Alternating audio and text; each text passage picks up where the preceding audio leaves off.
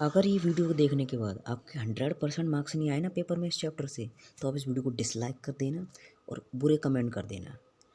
मैं गारंटी लेता हूँ आपकी 100% मार्क्स आएंगे अगर आप इस वीडियो को देख लोगे और इसके क्वेश्चंस को याद कर लोगे और आंसर्स को। तो चलिए शुरू करते हैं बच्चों। तो आज हम पढ़ेंगे एनसीईआरटी क्लास 6 ज्योग्राफी चैप्टर 1 के क्वेश्चन आंसर्स। मैंने आपके लिए इसके क्वेश्चन आंसर्स वो रेडी किए हैं बहुत अच्छी तरीके से, और इस चैप्टर का नाम है सौरमंडल में पृथ्वी। तो जो पहला क्वेश्चन है उसकी तरफ बढ़ते हैं।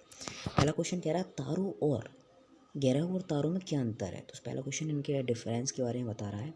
तो आपको क्या करना है, सबसे पहले आप एक हेडिंग डालेंगे, ग्रहों और तारों में निम्नलिखित अंतर है। तो ये हेडिंग बहुत ज़रूरी है डालना।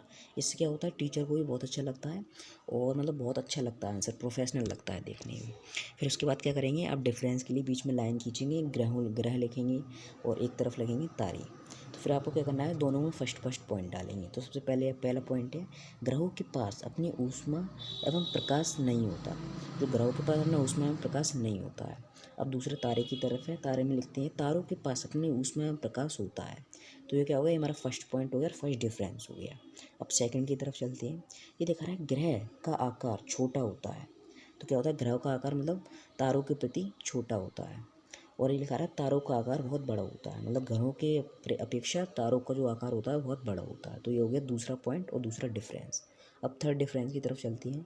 ये बता रहा है ग्रहों में ज़्यादा गर्म गैसों की मात्रा पाई जाती है। जो ग्रह होते हैं उनमें ज़्यादा गर्म गैसों की मात्रा पाई जाती है और तारों में अत्यधिक गर्म गैसों की मात्रा पाई जाती है। तो वो कह रहा है कि जो तारे होते हैं उसमें बहुत ही ज़्यादा गर्म गैसों की मात्रा पाई जाती है और ग्रहों में थोड़ी कम पाई जाती है। तो उसके बारे में बता रहा है। तो ये हो गए हमारे 3 पॉइंट। और अगर आप ये पेपर में लिख के आएंगे तो आपकी 100% इस क्वेश्चन से जितने भी मार्क्स का होगा ना उतने मार्क्स आपको पूरे मिलेंगे अगर आप ये पॉइंट लिख के आएंगे, ये तीनों। अब सेकंड क्वेश्चन की तरफ लिख चलते हैं। तो ये बता रहा है सौरमंडल से आप क्या समझते हैं। तो अब हम इसे डिफाइन करेंगे, सौरमंडल से हम क्या समझते हैं। तो इसके लिए आपको करना है, आप नीचे की हेडर डालेंगे, सौरमंडल से हम निम्नलिखित बातें समझते हैं। उसके बाद आपको क्या करना है, जो हमारा फर्स्ट पॉइंट है उसकी तरफ चलती हैं। जो हमारा फर्स्ट पॉइंट है वो बता रहा है सौरमंडल खगोलीय पिंडों का एक परिवार है। जो सौरमंडल है वो खगोलीय पिंडों का एक परिवार है। तो क्या है, मतलब इसमें बहुत सारे खगोलीय पिंड हैं, तो उसका एक परिवार है सौरमंडल। अब सेकंड पॉइंट क्या है, सेकंड पॉइंट है सौरमंडल का मुखिया सूर्य है। जो पूरा सोलर सिस्टम है उसका जो हेड है, मुखिया है, वो क्या है, सूर्य है। और जो थर्ड पॉइंट है वो बता रहा है सौरमंडल 8 ग्रह, उल्कापिंड, क्षुद्रग्रह, उल्कापिंड, उपग्रह एवं अन्य पिंडों से मिलकर बना है। जो सौरमंडल है वो इन सारी चीज़ों से मिलकर बना है। तो अगर ये 3 पॉइंट लिख के आएंगे तो आपको फुल मार्क्स मिलेंगे। तो अब चलते हैं थर्ड क्वेश्चन की तरफ। थर्ड क्वेश्चन कह रहा है सूर्य से उनकी दूरी के अनुसार सभी ग्रहों के नाम लिखें। मतलब सूर्य से उनकी दूरी के अनुसार सबसे पहले कौन सा है, सबसे मतलब पास में कौन सा है, सुदूर ऐसे करके। तो आप हेडिंग डालेंगे ग्रहों के सूर्य से दूरी के अनुसार उनके नाम। तो फिर इसके बाद आपको बताना है, फर्स्ट है बुध, सेकंड है शुक्र, थर्ड है पृथ्वी, फोर्थ है मंगल, फिफ्थ है बृहस्पति, सिक्स्थ है शनि, 7 यूरेनस एंड 8 नेपच्यून। तो ये होगा हमारे टोटल ग्रहों से सूर्य की दूरी के अनुसार उनके नाम। ये आपको यही आंसर लिखना है, आपको फुल मार्क्स मिलेंगे। अब चलते हैं चौथे क्वेश्चन की तरफ। और चौथे क्वेश्चन में कह रहा है पृथ्वी को अद्भुत ग्रह क्यों कहा जाता है। मतलब ये पृथ्वी है, इतना अद्भुत ग्रह क्यों कहा जाता है, ऐसा क्या है पृथ्वी के पास। तो चलिए इसका भी आंसर देखते हैं। तो इसमें लिखा है पृथ्वी को अद्भुत ग्रह इसीलिए कहा जाता है क्योंकि, अब इसकी कारण बताएंगे हम हेडिंग डालने के बाद। आपको हर क्वेश्चन में हेडिंग डालनी है अगर आपको अच्छे मार्क्स चाहिए तो। अब ये कह रहा है पृथ्वी के पास जीवन है। मतलब फर्स्ट पॉइंट क्या होगा, हमारे पृथ्वी के पास जीवन है। पृथ्वी पर मतलब ज़िंदगी हम जी सकते हैं। और क्या करना है, पृथ्वी पर हम सब कुछ कर सकते हैं जो हम अन्य ग्रह पे नहीं कर सकते। हम सारा काम पृथ्वी पे कर सकते हैं, अन्य ग्रह पे नहीं कर सकते हैं, क्योंकि अन्य ग्रह पे जीवन ही नहीं है और उसके पास इतने संसाधन नहीं है जो हम अन्य कार्य कर सकें।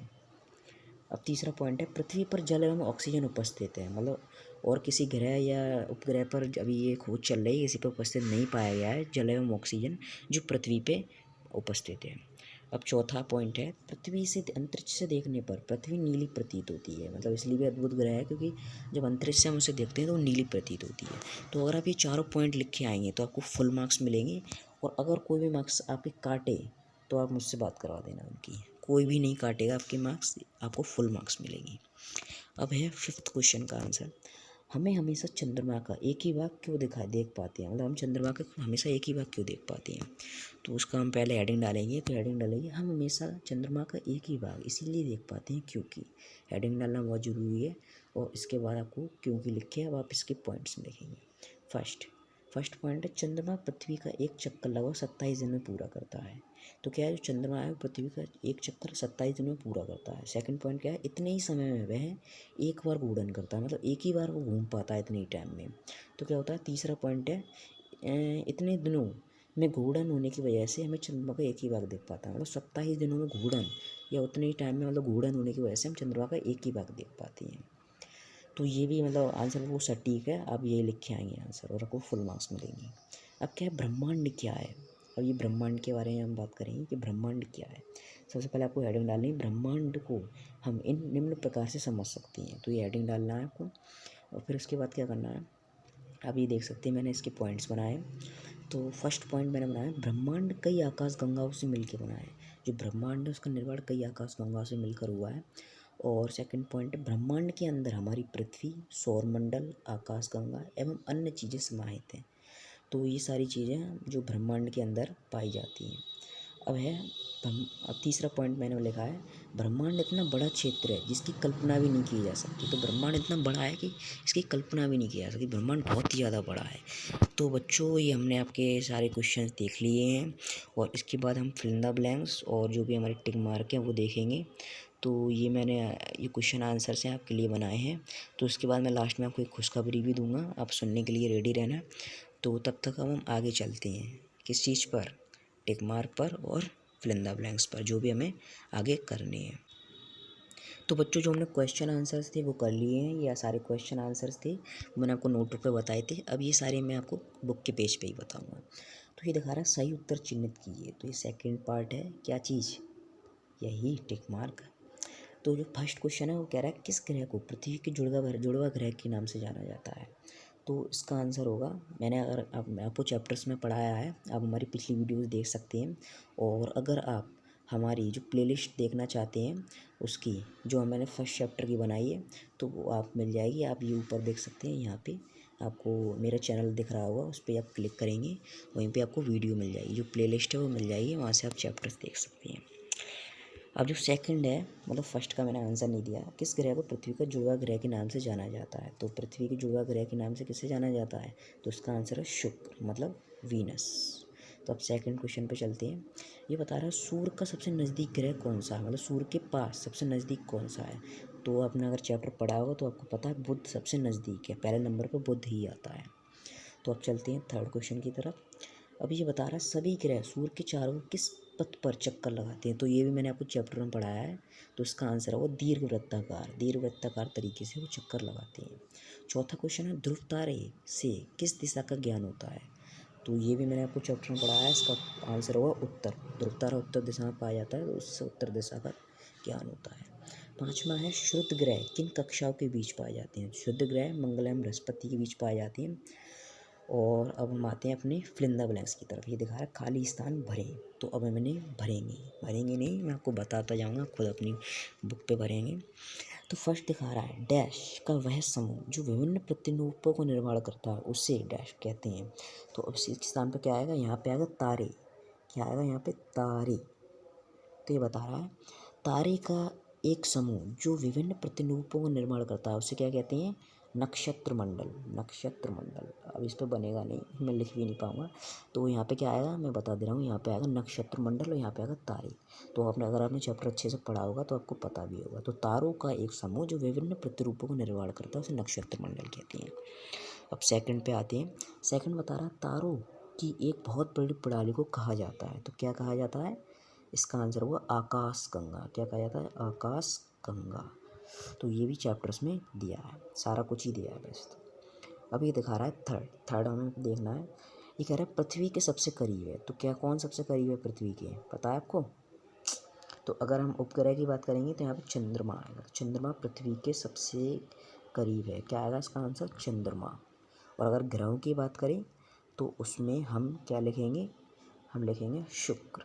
क्या लिखेंगे, शुक्र पृथ्वी के सबसे करीब है। ठीक है।